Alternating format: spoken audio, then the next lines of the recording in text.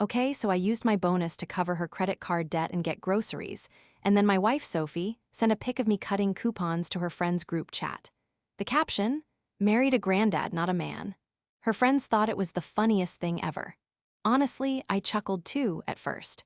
I'm Matt, by the way, 33 years old, and I've been married to Sophie for 5 years now. I'd say our marriage has been okay overall, some good times, some not so good. I'm usually not one to make a huge deal out of stuff, but I'm seriously at my wit's end with Sophie. And the scary thing is, I'm not even sure if we can fix things now, or if I even want to anymore. Let me tell you about the money stuff first.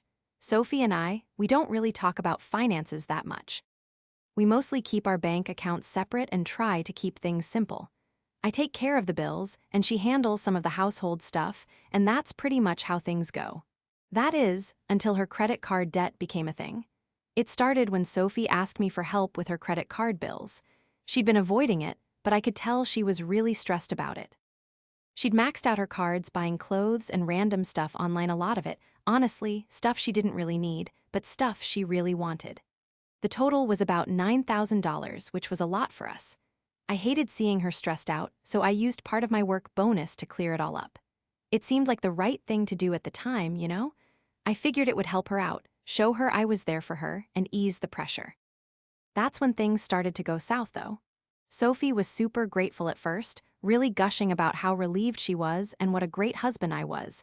I thought it was all good, a positive move. But slowly, things changed. It wasn't overnight, but her attitude definitely shifted. She wasn't as appreciative as she'd been. She started hinting about how she hadn't been able to treat herself to anything nice in ages. I'd tell her to be careful with her spending, but I didn't want her to think I was being all bossy. Then came the supermarket disaster. A few weeks after I cleared her debt, we were shopping, and I was buying the usual stuff. I'd just gotten a bonus at work, so I was stocking up to save money. I was even using coupons, no big deal to me, but Sophie totally rolled her eyes. I didn't think much of it at the time. That's when she whipped out her phone. She snapped a picture of me there in the aisle, holding my coupons. I looked pretty silly, honestly, but it didn't occur to me until later that she'd sent it to her friends. Her caption? Married a grandpa, not a man. I totally laughed it off at first. Seriously, I did. Yeah, it was kinda embarrassing, awkward even, but her friends found it hysterical. One of them even wrote, "Elmau, Matt's really being cheap?" It didn't bug me then.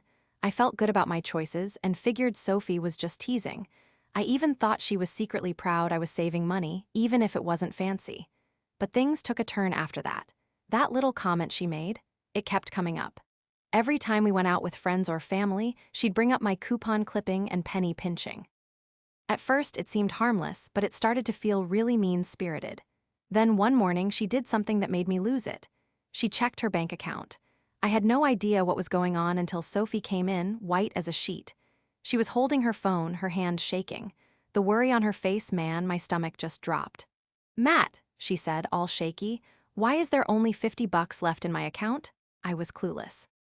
We'd both gotten paid a few days earlier, and I hadn't touched her money, so I was totally baffled. But then I looked at her phone, and I saw it. The $9,000 debt I'd paid off. Yeah, Sophie had somehow run it up to $4,000 again, on stuff I couldn't even wrap my head around. She was going wild online, buying stuff she didn't need, like that designer stuff she'd mentioned offhand. Plus a bunch of random monthly subscriptions. It was like she was completely checked out, like nothing mattered anymore. I didn't say a word at first. My head was spinning. Sophie looked at me, her eyes huge, and asked what was happening. I just stayed silent, trying to process the shock of it all. I wish I could say I just let it slide, kept my cool, but I didn't. I blew up. I took a breath and said, "Maybe I should start clipping coupons for you."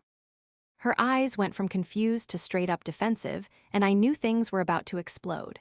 The whole vibe of the conversation just changed, and I could see the stress in her eyes. It was like she had no clue how her actions had gotten us here. I'm not proud of how I acted, but I was so angry. I was worn out from always being the grown-up in our relationship, and Sophie wasn't even trying to learn from her mistakes. She just didn't get it. That's when I decided I had to do something. I don't know if it was the right move, but I wanted her to understand what she was doing. So I made a choice, one that would mess with both of us. The next few days were super tense. Sophie didn't talk much after I lost it that morning. I could tell she was avoiding the money talk. And honestly, so was I. I did not want to talk to her, it's just, every time I tried, this huge wave of anger would hit me. I wanted to give her some space, But I also knew if I didn't step in, she'd just keep doing the same thing with money, and I'd be stuck cleaning up her mess again. Sophie's not a bad person, not at all. But the way she treats money, just so careless, it felt like a total betrayal. I'd bailoed her out, paid off her credit cards, took a huge load off her shoulders. And what did she do? Right back to square one, digging herself in deeper than ever. It wasn't even about the money anymore, it was about trust. She knew I was the one keeping us afloat, and she just ignored it. What really hurt was how little she seemed to care about everything I did. She was too busy chasing whatever she wanted to even think about how it affected me. And that picture, the one she sent her friends with that stupid grandpa joke, it kept playing in my head. It wasn't the coupon thing that bothered me, it was the whole idea that I was somehow less of a man because I'm responsible with money. But I wasn't ready to explode on her. I was trying to figure out the best way to talk to her, without completely ruining things between us. I knew things had to shift, but I needed Sophie to understand why. A few days later, Sophie showed up, looking a little less stressed than before. I could tell she'd been giving it some thought because her smile wasn't quite genuine. "Matt, I've been thinking about the bank account," she said. "I know I messed up, and I'm sorry." I had to hold back. I really wanted to let her know how frustrated I was, but I didn't want to blow things up, so I just nodded and said, "Yeah, I saw what happened." She sighed, staring at her hands, then back up at me. "I know I shouldn't have spent that much again. I guess I got carried away." She moved around on the couch, her voice soft. "I didn't mean to hurt you." "I know you didn't," I said quietly. "But Sophie, it's not just the spending. It's that I'm always the one who has to fix it. I don't mind helping, but you gotta meet me halfway. You can't keep doing the same things." She looked at me, clearly not thrilled, and I could see the defensiveness starting to surface. "I don't need a lecture, Matt. I'm trying to do better." "I don't want to lecture you," I said, my voice steady but calm. "I just want you to get that there are consequences for these choices. I can't be the only one keeping everything afloat. You have to own up to what you do." She got up, heading toward the kitchen. The air in the room was so thick you could cut it with a knife. It felt like a chasm was opening up between us. Money wasn't the real issue anymore. It was about trust, talking to each other, and just basic respect. And honestly, I felt like all of that had vanished. Sophie was out late that night. I didn't even bother asking where she was going. I was just too worn out to give a damn. It wasn't until I was getting ready for work the next morning that I noticed what she'd done. I walked into the kitchen, and there it was, staring me in the face, a receipt sitting on the table. It wasn't for groceries or anything we actually needed. Nope, it was another one of her spur-of-the-moment buys, this time some fancy designer purse. The price tag was insane, and I felt my blood start to boil. I didn't know whether to scream, cry, or both. I tried calling her, but she didn't answer. Hours later, when she finally got home, we had yet another fight. When she saw that receipt on the table, the guilt was written all over her face. I didn't have to say a word. The look I gave her must have said it all because she just sank into a chair, looking completely drained. "Matt," she whispered, barely audible. "I know I screwed up, I'm sorry, I shouldn't have bought it. I don't know what came over me." I just sat there for a long time, trying to wrap my head around it all. She hadn't apologized for putting us further in debt, just for the purse itself, and that, right there, was the whole problem. She just wasn't getting it. "I think we need to have a serious conversation," I finally said, my voice shaking a little despite me trying to keep it steady. "This couldn't go on. She looked at me, all pleading, but nothing she could say would have made it okay. I was at my wit's end. I couldn't keep covering for her, that much was certain, but I had no clue what to do next. Was I gonna keep bailing her out or finally draw a line in the sand? Sophie saw the change in me, I think. She didn't fight back, but the quiet afterwards, that said it all. We both knew things had to be different. The days after that designer purse thing were a pressure cooker, but the real turning point? Sophie started acting normal again, like nothing even happened. Back to her old routine work, friends, social media, like she didn't have a worry in the world. It felt like our talk meant absolutely nothing to her. I saw it in her whole demeanor, that almost too bright smile she'd flash as she walked by. But the worst part? She didn't actually change. Not really. Oh, she'd apologize, all right, but it was all surface stuff, empty words, no real feeling behind them. After that purse thing, I figured she'd at least try, actually try to fix her money problems. But nope, Same old Sophie. She just pretended it wasn't happening. I'd done everything I could think of. I'd helped her out with her debt, tried talking to her, even begged her to own up to her stuff. But the more I did, the bigger idiot I felt like. I was constantly cleaning up her messes, and all I got back was this cold, distant Sophie. It just wasn't a partnership anymore. It felt like she was walking all over me. I've always been a fixer, you know? The kind of guy who believes in second chances. But this time, something inside me snapped. It hit me how much of this was my fault. I'd paid off her debt, I'd smoothed things over 1,000,000 times, and she acted like none of it mattered. Even worse, she kept piling up more debt, knowing I'd rescue her. One night after another useless fight, I did something I never thought I'd do. I snooped through her phone. I knew it was wrong, but I had to know the whole story, the ugly truth. Trust, privacy, I didn't care anymore. I just needed to understand how bad it really was. What I saw made my gut churn. Her group chat with her friends, it was brutal. They were laughing at me. Sophie had been sending them screenshots of our fights, making fun of me. One message, I'll never forget it. She wrote, "Matt's such a granddad, clipping coupons like it's the 80s. I can't believe I married this guy." It felt like I was dealing with a second father figure, not a spouse. I was completely floored. I'd never felt so insignificant. This wasn't just a passing comment, it was nasty. But the texts kept coming. Sophie was gossiping to her friends about our money problems, but making it sound like it was all my fault. She made me out to be this overbearing, controlling husband obsessed with saving every penny. Someone who wouldn't let her have any fun. She conveniently left out how I'd cleared up her debt or how I was trying to make things work for us. Instead, I was the bad guy. That's when it finally clicked. Sophie didn't view me as her partner anymore. I was just a tool, a source of income, the guy who could clean up her messes. She didn't respect me at all. And even worse, she was actively talking down about me behind my back. It was like I was just a punchline to her. I knew I had to do something. I couldn't just sit there and take it anymore. I'd been patient, understanding, and forgiving for way too long. But I was through with all that. Sophie needed to realize that her actions had consequences, and I wasn't going to keep fixing everything. But I also knew that I couldn't just explode in anger. I had to be smart about it, deliberate, and give her a dose of her own medicine. I started to carefully plan my next step. The first thing I did was start keeping a closer eye on my own money. Sophie had been taking advantage of how generous I was, figuring I'd always come through for her. But this time, I wasn't going to save her. I just stopped paying her bills. It wasn't about being mean, you know? I just needed her to see what was really going on. She had to deal with the mess she'd made herself. Then, a couple weeks later, bam, another huge purchase. Another one of her crazy impulse buys. This time it wasn't a fancy purse, but it was just as stupid. Some super expensive video game system, hundreds of dollars. The receipt was sitting right there on the counter when I got home. She didn't even try to hide it.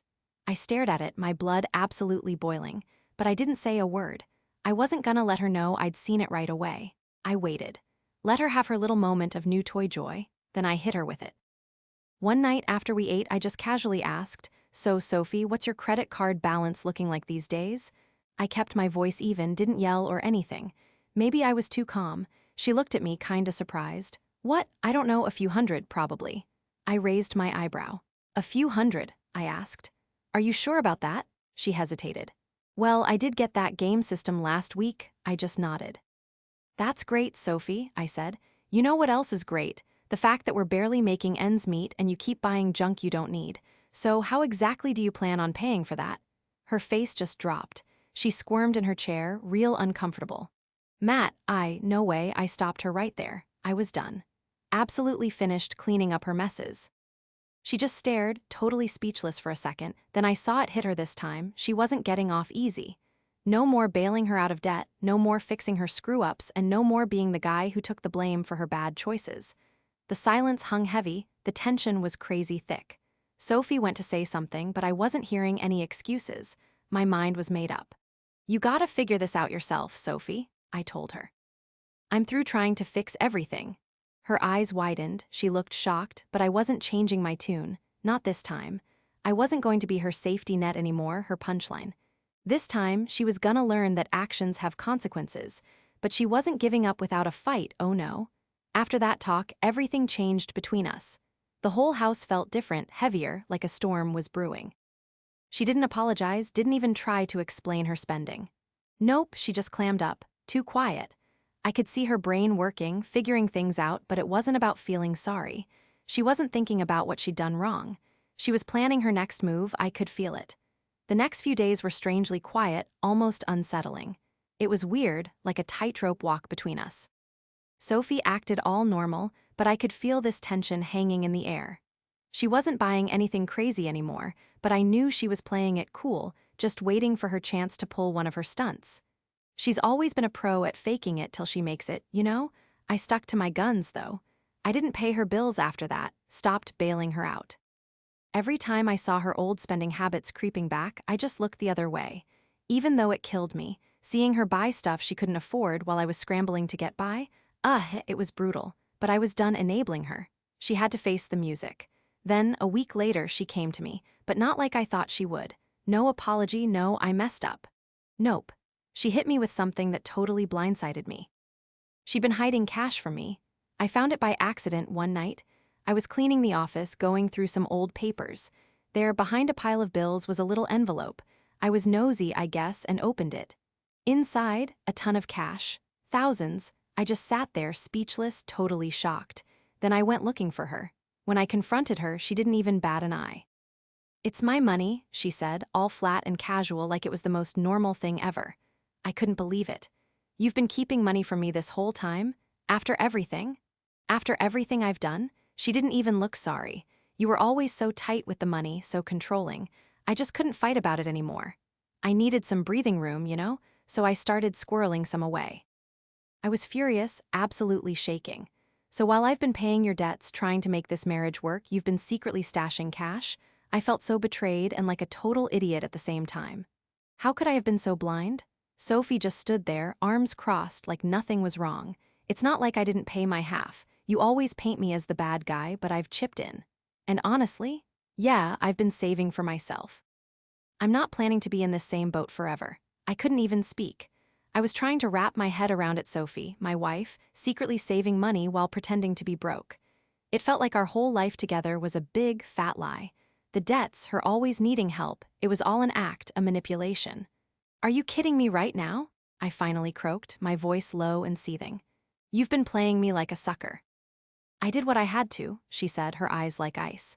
"You always act like you're doing me a favor, but you're just trying to control me. You're always telling me what to spend, what to save. It's draining. I need some space, Matt." My world just shattered. Sophie didn't get it. She didn't see how badly she'd hurt me. For her, it was just another way to get her way, no big deal. But that's when it really hit me. I couldn't do this anymore. I couldn't stay in a marriage where I was the only one carrying the weight, busting my butt while she did whatever she pleased without a care in the world. I couldn't count on her anymore, and she clearly wasn't treating me like a partner. I walked out that day, and I stayed away. It took her a couple of days to realize I wasn't coming back to smooth things over. The calls and texts started, but I ignored them. Then she showed up at my job, looking frantic. She wanted to talk, wanted to fix things, she said, but I knew it was over. This woman, the woman I married, the woman I thought I could trust, she'd been playing me for years. I wasn't falling for it again. And then she started twisting everything, telling everyone I was the one who messed up, bad-mouthing me to her friends, making up stories about how I was controlling and obsessed with money. She made herself out to be the victim, trapped by me. At first, I didn't even respond. I just let her keep on talking, figuring she was still trying to twist things around. But then, out of the blue, a friend we both knew gave me a call. They spilled the beans about how Sophie had been running her mouth, boasting about how she was going to ditch me and take it all the house, whatever money we had left, and just disappear without a second thought. She had zero intention of changing. She didn't give a damn about the debts or the lies. All she wanted was to win, and she was ready to do whatever it took. That was when I finally made up my mind. I filed for divorce. The whole thing was a total disaster, and Sophie fought me every step of the way. But ultimately, she didn't get her way. I didn't hand over a single cent more than she deserved. I made sure everything was split up fairly, and I made sure to protect what was mine. Sophie thought she could play me, that she could treat me like her personal cash machine. But in the end, I showed her I was done. I wasn't going to be her sucker anymore. Now, a few months later, things are definitely calmer. I've moved on with my life. Sophie, on the other hand, hasn't changed a bit. She's still blaming me for everything, still pretending to be the innocent victim. But I don't care anymore. She's the bad guy in all of this, not me. She's the one who ruined everything. Not just because of her spending habits, but because she had no respect, she was manipulative, and she refused to face the truth. As for me, I've learned to trust myself more. I've learned to be a whole lot more careful about who I let into my life. I'm definitely not after a partner who just uses me, you know? I can't do with someone who dumps all their issues on me, like they're automatically mine too. And I can't deal with a person who's only focused on what they want, selfish like that.